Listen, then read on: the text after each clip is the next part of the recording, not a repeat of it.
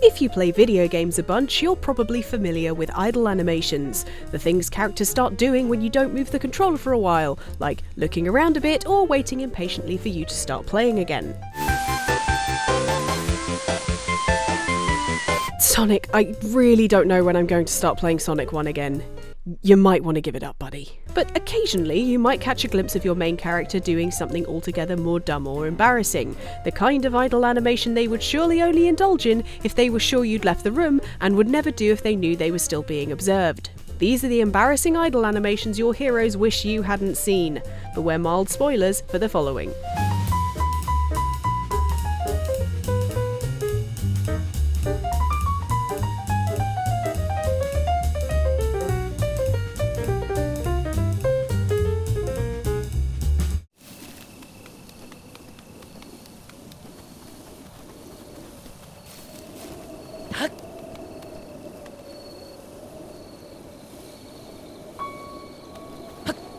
Social rules dictate it's not the done thing to admire your own muscles, and what you're supposed to do is take a candid selfie from the gym with a casual expression that says, "No, this didn't take 15 minutes of fiddling with the self-timer, why do you ask?" and post it so other people can admire them for you. But then there aren't many social norms that Link, the brave hero in The Legend of Zelda Breath of the Wild, adheres to.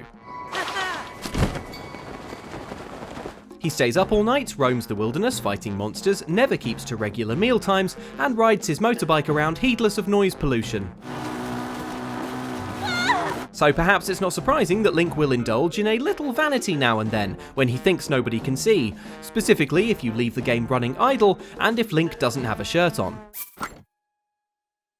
Oh, and if you're not somewhere he'll immediately freeze to death, should have mentioned that. Although this idle animation is really cute, sorry Link.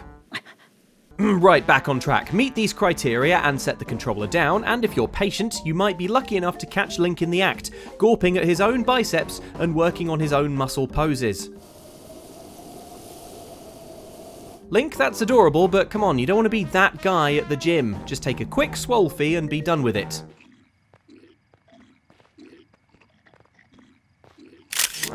Pecs aren't really popping in this lighting. Reset the self-timer, let's try it again.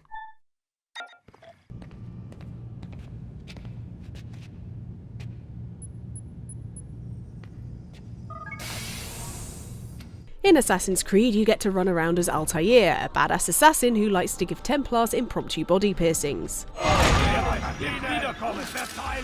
Ooh, I don't think Saline Solution is going to help that one heal up. Still, if you have to pop the controller down for a second and don't press pause, Altair stands ready and raring to go, occasionally clenching his fists, prepped for the next Templar who gets near him. However, sadly Altair isn't the only character you play as it's revealed that you're actually playing as Desmond Miles. Now, I just saved your life. Saved my life? You kidnapped me. You strapped me into that thing. Desmond is infinitely less cool than Altair, and not just because he has the name Desmond. Nowhere is this more obvious than in his idle animations. Whilst Altair stands always at the ready, Desmond is more fidgety than a toddler at a wedding. He's forever stretching his arms, or running his hand over his hair, or craning his neck to get a good look around him. And he's definitely not at the ready like Altair, going by how many times he's nearly fallen asleep on us. Come on, Desmond, could you at least show an interest in this huge Templar conspiracy you found yourself stuck in the middle of?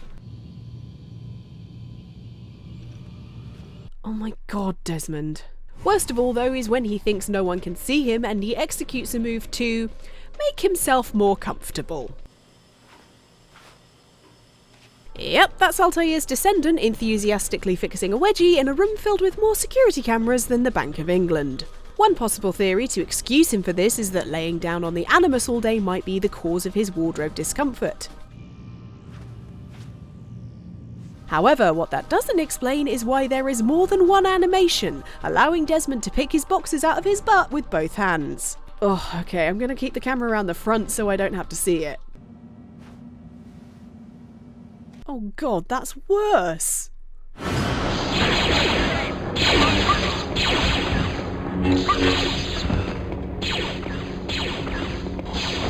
You can't escape!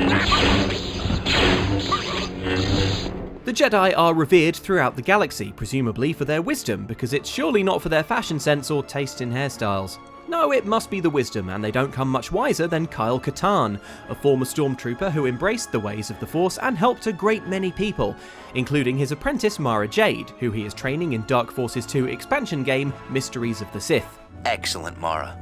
You're becoming very adept at using the Force to anticipate my actions. Someday that insight may save your life. Here both Kyle and Mara find their composure put to the ultimate test when Imperial forces launch a sneak attack, kicking off a journey into the world of the Sith that will push their resolve and mental fortitude to its limits.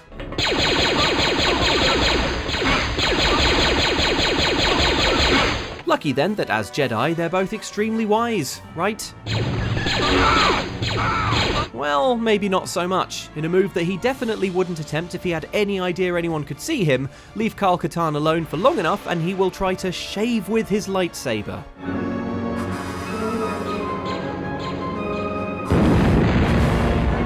Now, we'll admit that we've never held a real lightsaber ourselves, but having studied these Jedi energy weapons in movies and video games for many years, we can confidently say that trying to shave with one isn't so much a good idea as it is a great way to slice your own head off.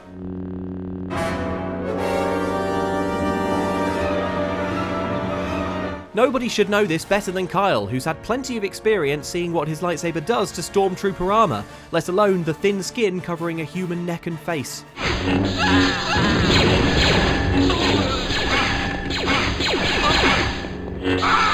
Which is what makes us think that Kyle waited specifically until he thought nobody could see to try this particularly dumb move. I mean, my god, he's not even using a mirror. Sadly, Kyle's penchant for dumb ideas has carried over to his apprentice and fellow playable character Mara, who, if you leave her holding her lightsaber for long enough, will, and I can't believe we're saying this, see if it hurts when she touches it.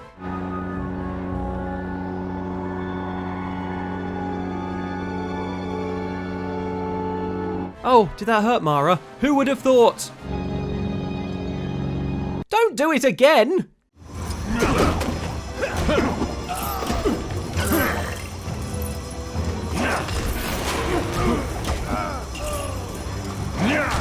Batman's whole deal is instilling fear into the hearts of his enemies, so of course LEGO got hold of him and turned him into an adorable plastic hero. He is still pretty competent, starring in multiple games where he saves the day with his DC pals, but leave him alone for 5 minutes and the Dark Knight becomes even less intimidating.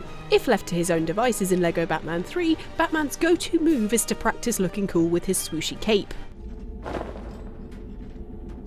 A classic. But he's also not afraid to use his spare time to practice throwing his Batarang, a weapon he himself designed and is so skilled at using that... Oh. Turns out even Batman has his tragically uncool moments, which is unfortunate if he's around anyone he wants to strike fear into the heart of. God, not in front of the Joker. We'll never hear the end of it. Oh well, at least it wasn't in front of the boy Wonder. Can't lose his respect. Dang it. With all this embarrassment, we'd hoped that he'd have put in some practice between that game and his subsequent appearance in LEGO DC Supervillains LEGO Movie 2 DLC. And indeed he had, as this game adds a super cool charged Batarang move. But take your hands off the controller and those skills fade away.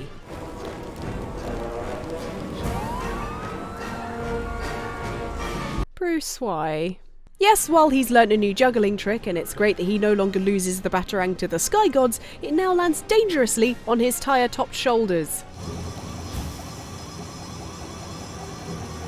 I am the knight? More like I am the knight in the emergency room to dislodge a metal spike from my collarbone.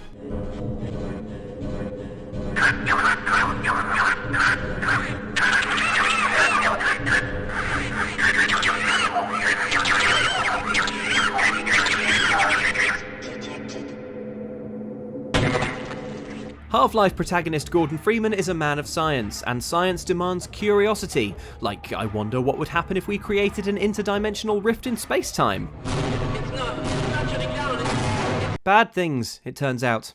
Someone make a note of it. Okay, Half-Life isn't exactly the greatest advert for scientific curiosity, the experiments being undertaken at the Black Mesa Research Facility having contributed to strange beings pouring through portals with murderous intent.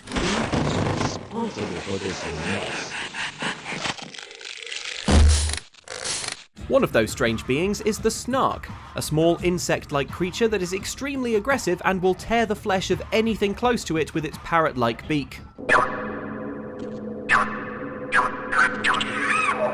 If Gordon is careful, he can weaponize these lethal beetles by chucking them in the direction of his foes, and observing horrified as they tear those foes apart. You do want to stand well back though, because the Snark isn't exactly fussy about who it's eating.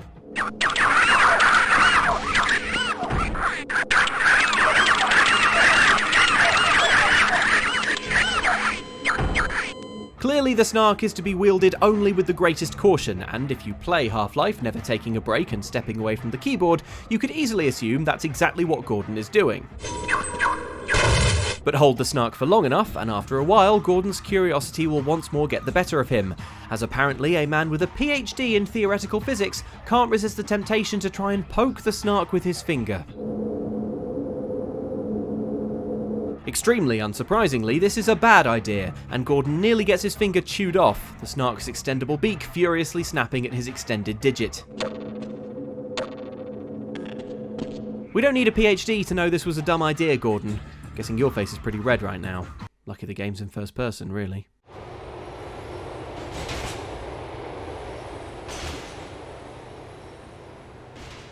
The Grand Theft Auto series is famous for its mature content, full of swears, death, and a whole load of crime. Think very carefully now.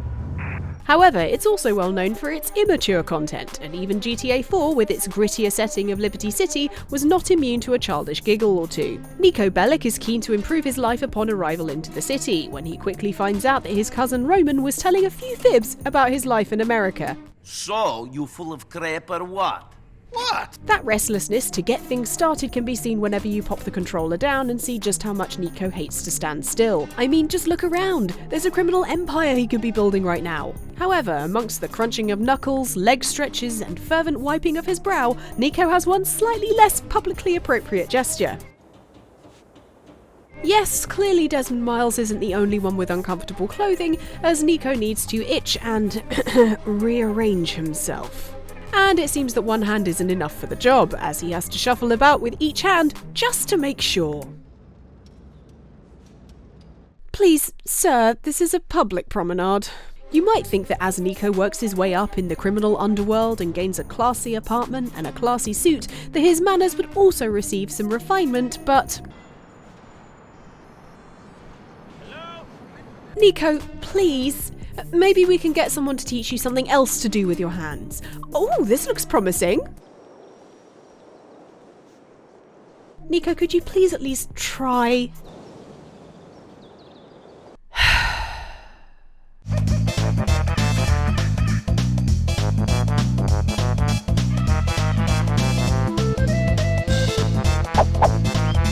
You can tell a lot about someone by how they dress, and Donkey Kong's outfit tells us loud and clear that this is an ape in turmoil. Donkey Kong.